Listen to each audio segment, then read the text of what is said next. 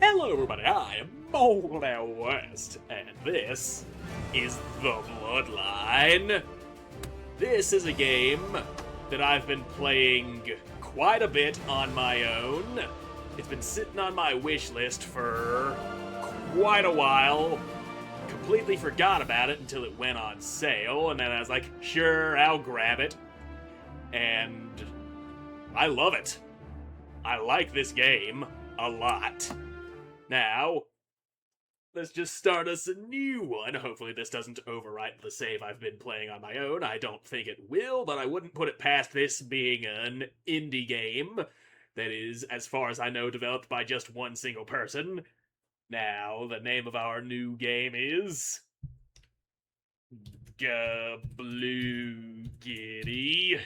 We are Gabloogity. Now, start that on up.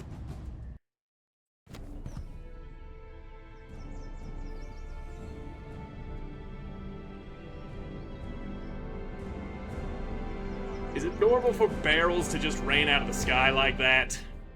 I seen a barrel just spiraling down from the heavens as we were fading in there. Skin color. Can I just make a complete custom skin color? This might go more smoothly with the mouse. Yep, I'm blue. Dabba dee dabba da. Yep, we're a blue guy. Super fucking blue. And my hair. Well, let's see what hairstyles we've got. Don't want the default hair. That's just too basic. Okay, some crazier hairstyles. Okay, got an Egyptian sort of thing going on there. Cool. You know what? Egyptian hair. And that hair will be green. Or... yeah, that's a little more vibrant than I would like it to be. Yep, there. That's a good hair color for me. I feel like this is me. Torso size, mid-torso size. Oh. I could be skinny. I could be fat. Now what about this one? Oh, that's my tummy. Yep, let's give myself some wide, childbearing hips. And big, beefy arms. And scrawny little legs. Big head, tiny head. Big head, tiny head. Let's keep the tiny head. And as for the voice... slaughter them! What if we do that? Stand your ground.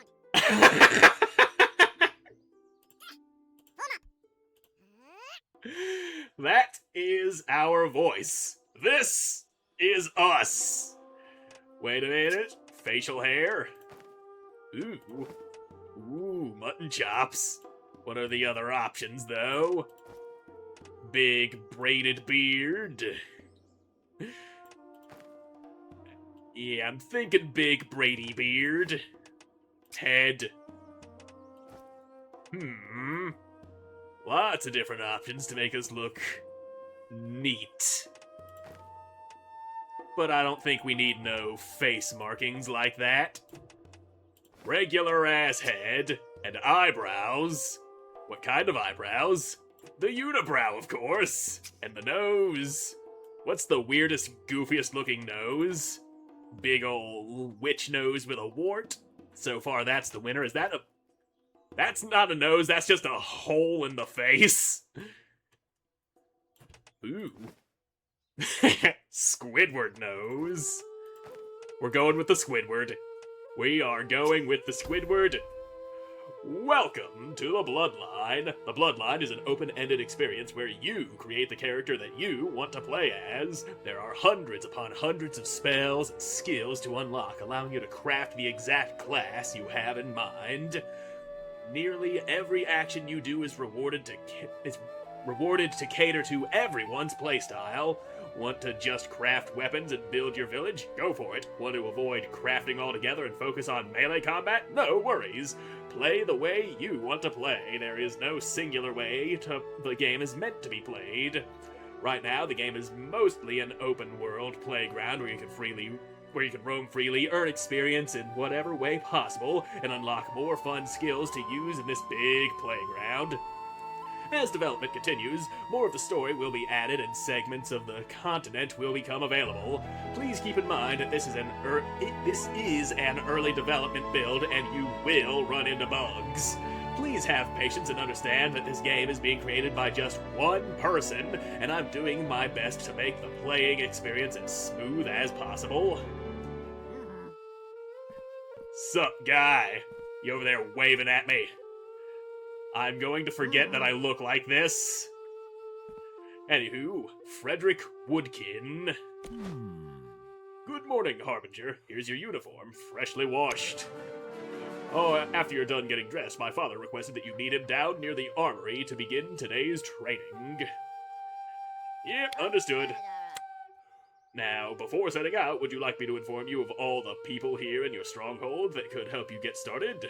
Yeah, that would be helpful. Agreed! Just about everyone here in the stronghold can help you learn the basic mechanics. You could speak with Mary to learn about wood cutting and village building, Varric and blah blah blah blah blah. I don't feel like reading all that.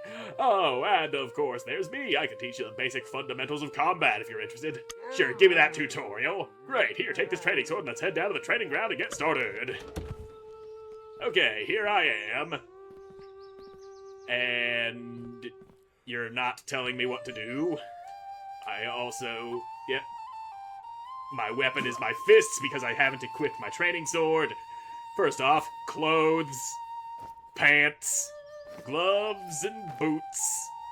And there's my training sword. So yep, I can sheathe my weapon with down on the D-pad. And now with my weapon in hand, hit the dummy 5 times to progress. 1, 2, 3, 4, 5. Nice work. A crit spot will appear on the training dummy after you are done reading this tutorial pop-up. Pay close attention. See that diamond? That's a crit spot. Hitting it will deal critical damage so long as you hit the enemy while the crit spot is in the center of your screen. That will count as a critical hit. And there we go. Critical hit straight to the head. You can block by holding left. And blocking consumes stamina. I know how blocking works. While blocking, you can jump to dodge. That I didn't know because I didn't read that. Okay. We are dodgy. Hell yeah. Another action you can perform while blocking is shoving. Attack while blocking to perform a shove. There, I shoved him. Shoving allows you to parry enemies. If you shove an enemy right as they attack, you might be able to parry them. Try it on the dummy. There you go. Nice work, of course. It was much easier to parry a dummy than it will be to an enemy that is trying to kill you. Very good work, Harbinger. Those are all the elements of standard combat. It'll be up to you to shape your playstyle through the use of many hundreds of skills available to you. I already know about skills and how to use them, though, so you don't need to tell me all that. Great, then you're all set to face off against foes. Best of luck, Harbinger. I'll be here at the stronghold if you need me. Alright. And now, we're ready to play. Hell yeah! I like keeping it in first-person mode, though. So these guys teach us how to do things. And you're the groundskeeper. You need any help? To be honest, you see, lots of goblin mold has been growing around the castle walls just outside the gate there, directly along the walls. It's a type of fungus that drives goblins absolutely nuts. They love the stuff. When you pick it, it releases a pungent odor that's sure to attract goblins. Alright, I'll get the mold for you. Last time I tried clearing out the goblin mold, I was attacked by a goblin. Barely made it away with my life. Tossing the goblin mold distracted the bugger and gave me time to run back to the walls, where Jeffrey was able to dispatch of the goblin. Yep, let's go get it. I'll be back with the mold. It's only right that I, Moldy West, go gathering some mold. And it's right over here. Goblin mold. Yoink. That is some schmoldy-ass goblins, fungus. There we go. All the mold. Grab it all, grab it all. And I'm getting better at foraging. Oh, and there's a goblin. He did warn me that picking the goblin mold makes them come running. sometimes. But there we go. First kill. Not too bad. And how much mold did he want? 10. He wanted 10. And I hear battle music. Yep, there's another goblin. Oh, 2 more goblins. Damn. Good thing this training sword's nice and sharp. That makes things easier for killing the fuck out of goblins. I mean, they might have decked me in the schnoz a couple of times. I took a few bumps and bruises. But I ain't dead. Which is more than I can say about them. Those goblin-ass goblins. And you're the guy with the mold. Have you managed to get rid of that goblin mold? What the hell are you talking about? I got plenty of that shit. Oh, I've got 9. I need 10. There we go. There was goblin mold over on the other side, too. That's all the mushroom dude needed. Well, he didn't need it. He just wanted it gone from the walls. So here you go.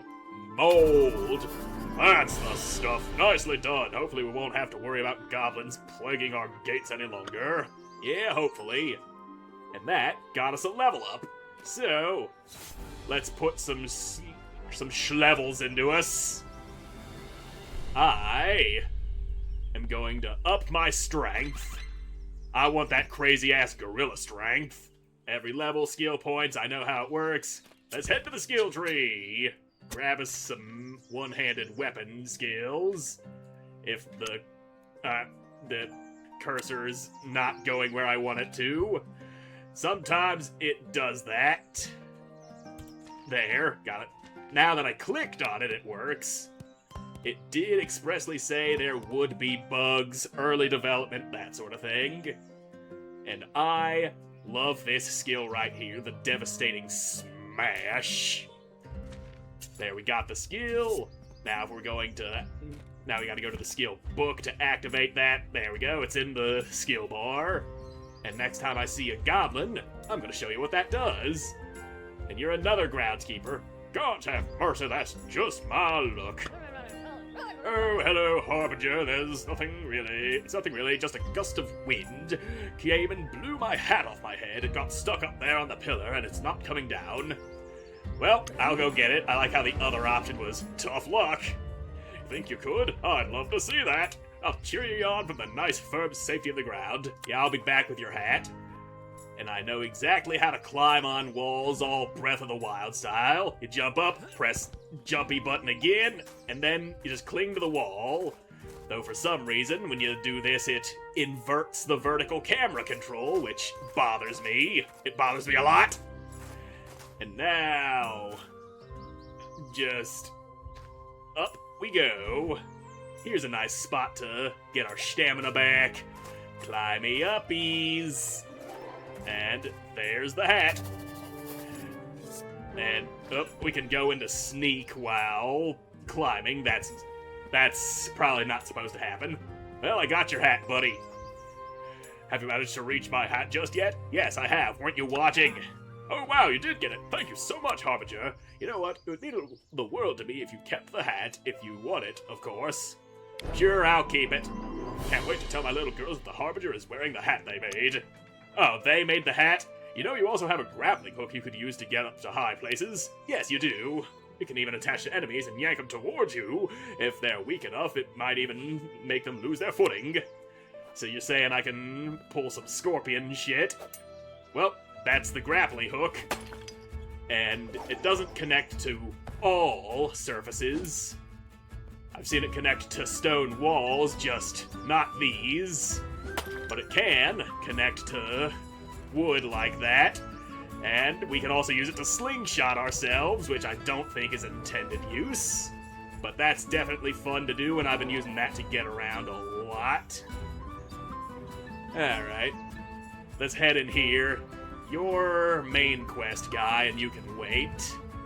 But this guy, we really need to talk to. Big-ass pile of rubble.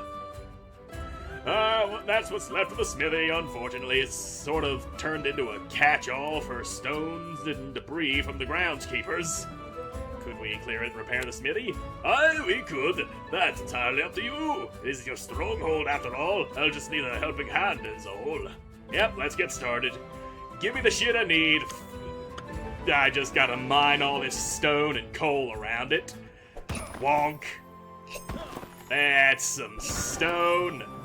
Clean that up, clean up that coal. Gonna need that stone, gonna need that coal, gonna need all this mining experience to be digging up better ores. I don't think we can, or maybe we can mine copper from level 1. Or does smithing have to be level 5? I know it needs to be level 10 in order to mine iron. And there we go. That's a big old chunk of debris cleared. And more stone, more coal. Really wish they wouldn't pile the shit on top of the weapon crafting things. See, there's an anvil that we have access to now. But we still gotta clean up the last little bit of stone. Yep, there's the anvil. There's this thing that, as far as I know, does nothing. Grindstone, can't use that. This is for smelting ores, which we don't have any of yet. And the rubble is cleared. Nicely done, Harbinger. Would you look at that? My old anvil was in there, and not a spot of rust. Our next step is to test out the equipment to be sure it's all in working order. To start, let's test out the smelting oven. I saw that you got some coal from the rubble, which is perfect. You'll need coal to smelt most ores into ingots. Here, take this copper ore. Take it over to the smelting oven and craft at least 3 copper ingots. That'll set us up for the to test the anvil. Yep, there's the oven. Smelt some copper. There we go. 3 copper ingots. That's all it takes. Got 'em. Oh, you've done it. Looks like the smelting oven is in working order. That's great news.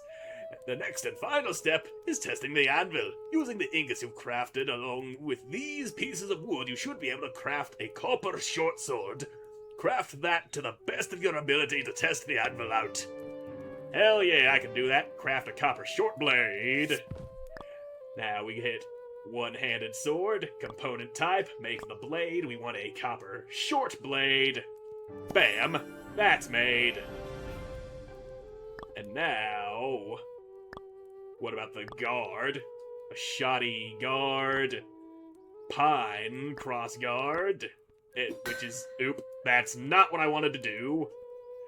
The menus don't work perfectly, but they're still usable. And yeah, we'll make a nice little pine cross guard. Make a nice grip. A pine wand grip, which has got to be better than the shoddy grip. I mean, it's literally called shoddy. We can't be using something like that. Birch. Yeah, we ain't got no birch. So, pine pommel. And that's all the pieces of the weapon made, but the weapon itself is not yet made. And now, we place the grip. Yep, there's our grip. There's our pommel, the crossguard, and the blade. Weapon needs a name, and it will be called the Piney Taters. I always love that name for weapons. You get the joke. You know exactly what it is. I know how to go hammering weapons into shape. We hammer sword so good that hammer I'm holding is unusually sized. Probably because my unusually sized arms. When I use the hammer on my normal looking character, the hammer doesn't look all misshapen like that. It's much smaller, much more normal smithing hammer looking. And just a few more whacks and this sword will be the best damn sword the kingdom has ever seen. I will have my copper sword, the legendary Piney Tatus. It will slay every goblin in the land, and nobody can tell me otherwise. Or at least until I craft an even better sword than this one.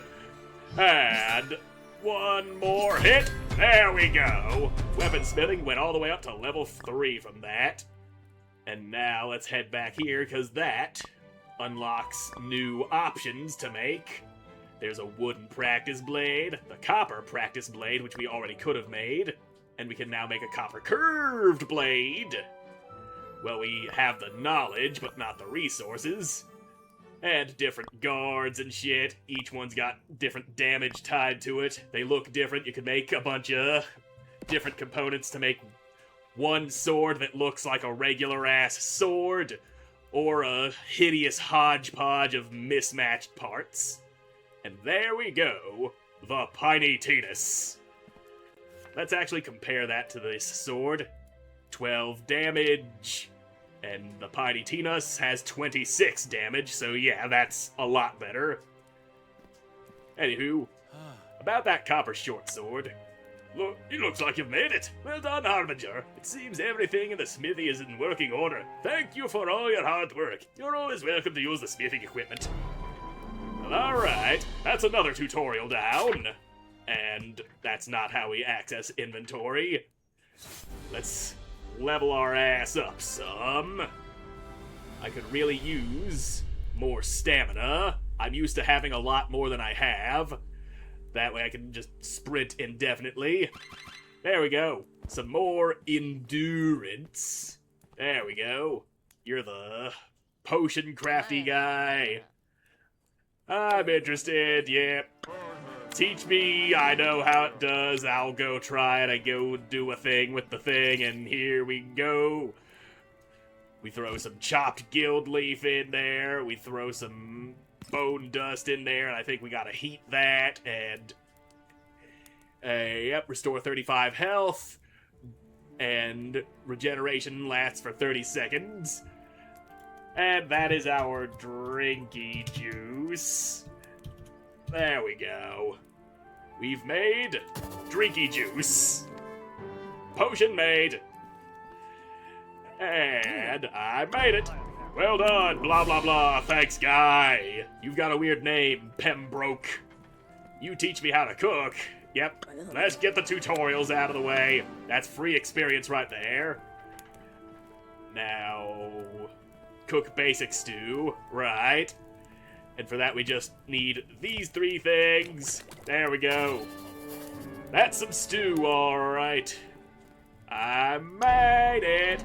Great work, recipes learned, yeah, I know. Give me that wheat. We make the wheat into flour, 2 sweet, 1 flour. And now if we go over to this menu, we can just select flour, bam, don't cook the flour by mistake, because that makes flour puff, which is not going to do what you want it to, because you need 4 flour to make the bread. I made that mistake before and wasn't able to finish this quest until I found even more wheat to make the flour with. So flour, flour, flour, flour, all in there, bread. There, I made bread. Figured it out. I knew you could do it. That's cooking. Thanks for the beginner's course, Charles. And who else got a tutorial? Oh, right, out here. It's Mary Osterhout for woodcutting and village building. Open world. Welcome to Eudros. The world of the Bloodline is split into 2 perspectives. The perspective you are currently in, character perspective, and an overworld top-down perspective. You can enter the overworld at any time by selecting the map. For a more immersive experience, walk to the area bounds. You'll be prompted to leave the area and enter the overworld. We'll worry about that later. Anywho, teach me how to cut wood. What can I do? Decorations, wood cutting, yes! I'm on it! Here's trees. And it's exactly the same as the mining. You just hit the button when it's in the green spot to get bonus experience and resources. Nice and simple. Nice and easy. And I'm not strong enough to pick up the fallen trees.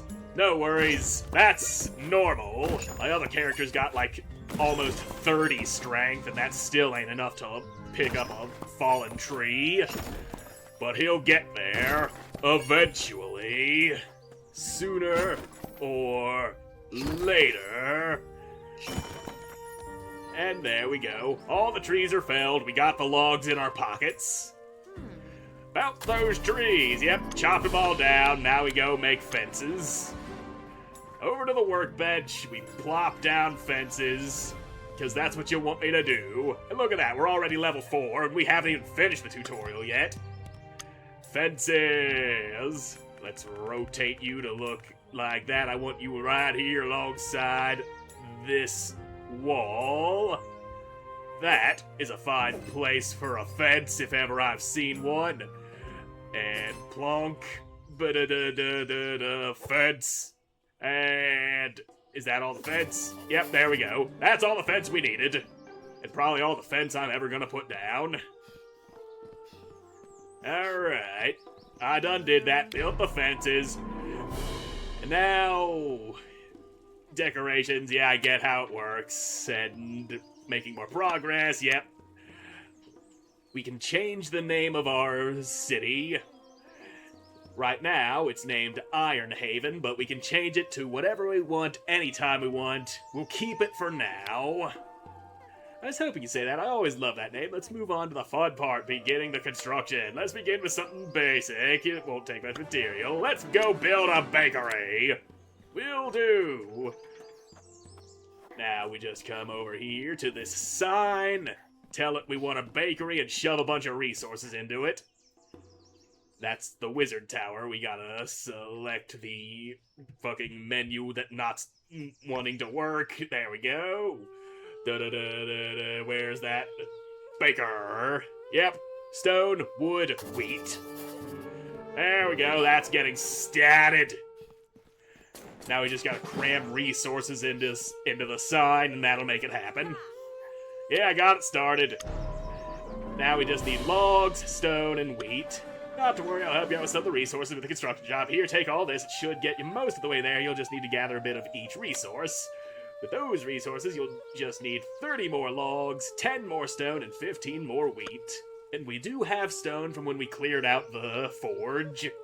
Wheat's the hardest material to gather for this building. You can either plant some yourself with these seeds, or you can travel to the village of Millshade and harvest from their wheat field. And she hands me the seeds. Alright, I'll go get the resources. And what I am gonna do is plant those seeds. And we just gotta come up here. And I think it's further down on the menu. Farming. Yep, farming plot. Each one takes 1 log. So, plot, plot, plot, plot, bam. All these little plots to go growing things in. I feel like 15. That's 15 plots that I just dropped down. So yeah. Come up to the mound of dirt. Cram a wheat seed into it, wait a few days, and you'll have more wheat than you know what to do with. Right there. Planting all that wheat. And look at you just hammering away with an invisible hoe. There you go. Planting all the seeds you gave me. I think she gave me like maybe 10 seeds. Yep, 10. Exactly 10. And yep, 3 days until ready to harvest. Well, now we just wait for that, and maybe go chop some more wood.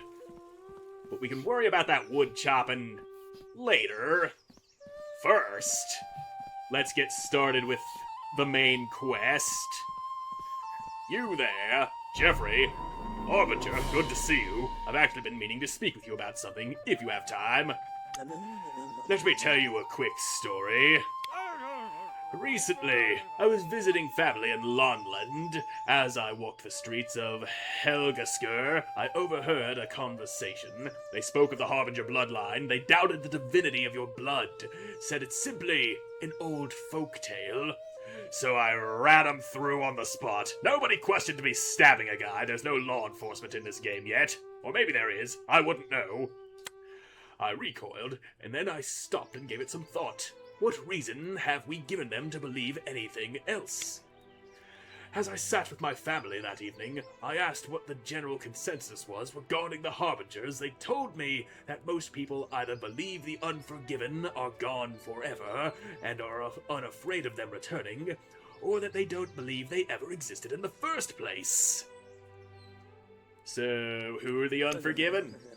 The Unforgiven were once known as elves. During the first age of Eudros, the elves defied all 12 gods, thinking themselves as greater beings. They saw the gods as lazy, selfish, false deities. According to a few of the remaining elvish texts, they even managed to kill Eher, the god of luck and bounty. When Eher was struck down, the first god himself, Alden, unleashed his fury and banished all elves to an unknown realm.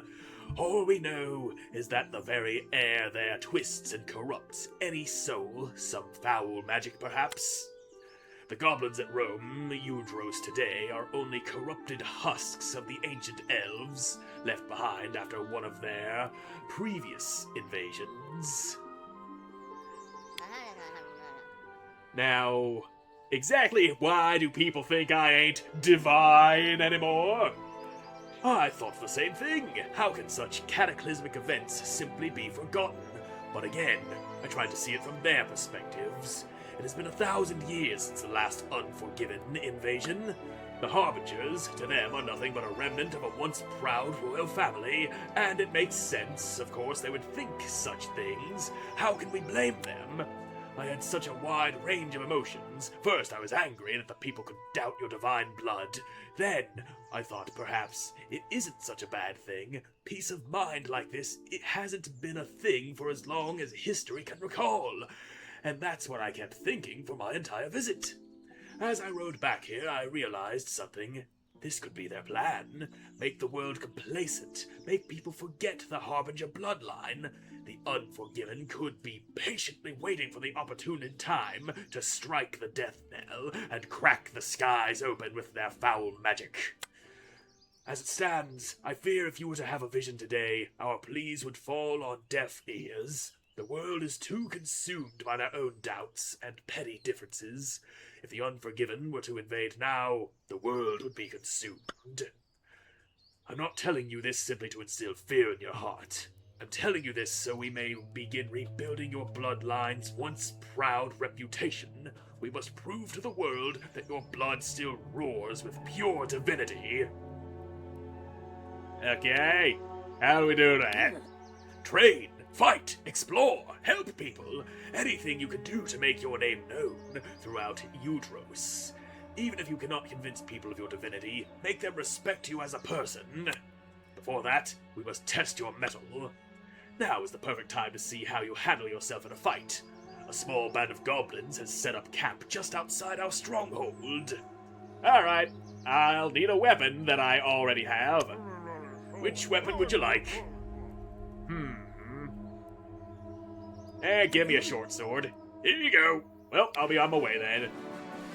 I do prefer the one-handed weapons, and so I now have 2 chipped short swords, which I'm gonna go ahead and tear apart. That's a pine log out of one of them, and a copper ingot out of the other. Now we're gonna go and smack a bunch of goblins. Should be easy with my piney penis. Yeah. Look at these bastards camping in my unbuilt village. That's my land you're occupying. Take that! And that's the skill that I picked up earlier. Sent that little bastard flying. Also, here's the grappling hook. Get over here! He ain't dead. Just flat on the ground. Wonk! And boom. Dead goblins. That's how we deal with goblins. And I can't take that meat. Damn. Damn, their whole ass camp doesn't even have fucking collision. Well, that's, about the first main quest. I'm probably not gonna focus down the main story in this game, just freely explore, do what I want, that sort of thing, but yeah, I really like this game. and we'll actually finish out this quest and maybe see about finishing building the bakery and doing a bunch of other shit in the next episode, because I'm all out of time for this one. So thank you all so much for watching. I hope you enjoyed watching, and I hope to see you in the next one. Goodbye.